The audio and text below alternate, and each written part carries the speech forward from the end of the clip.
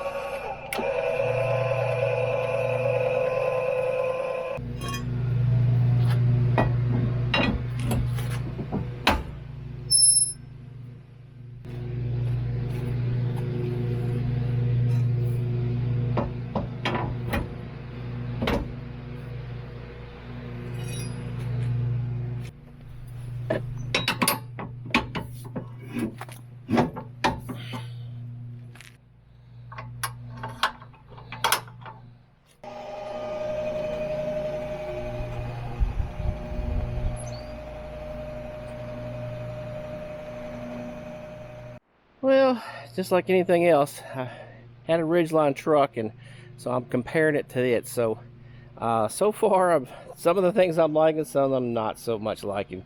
One thing I don't like about the Passport versus my truck is I have to put stuff in the back of here. So you have to keep this in mind, because this door will not open with this hooked to a trailer in this particular setup.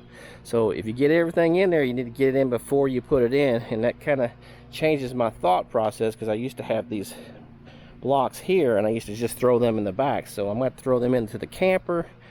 It's just you have to think a little bit differently if you had a Ridgeline before. And again, you have advantages to an SUV over a truck, and you have definitely truck advantages over the SUV. So just having to get used to that. So we've got it all hooked up now, and we're going to head it down the road. We're going to check gas mileage and a few other things. We're only going about an hour drive today, most of it on the interstate, so we'll drive about 60 to 65 mile an hour for the most part, and not much off-road, just a little bit at each end. So we'll hang in there, and we'll get this thing towed, see how well it works.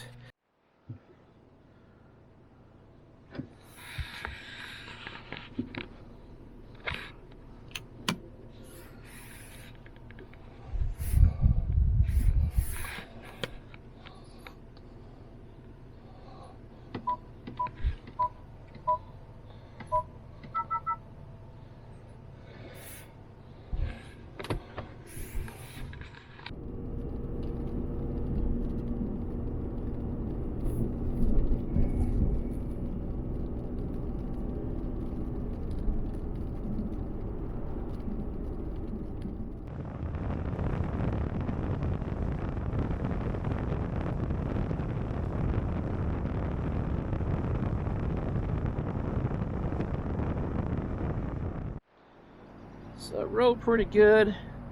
Got just under 12 miles to the gallon, and that was on interstate highway, so that's a little less than what I got with the actual Ridgeline, but that's kind of what I expected with a more boxier vehicle.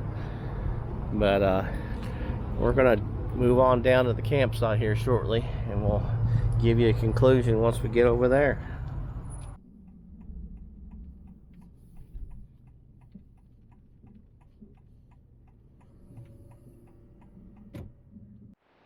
So as far as towing with the Passport, it did okay.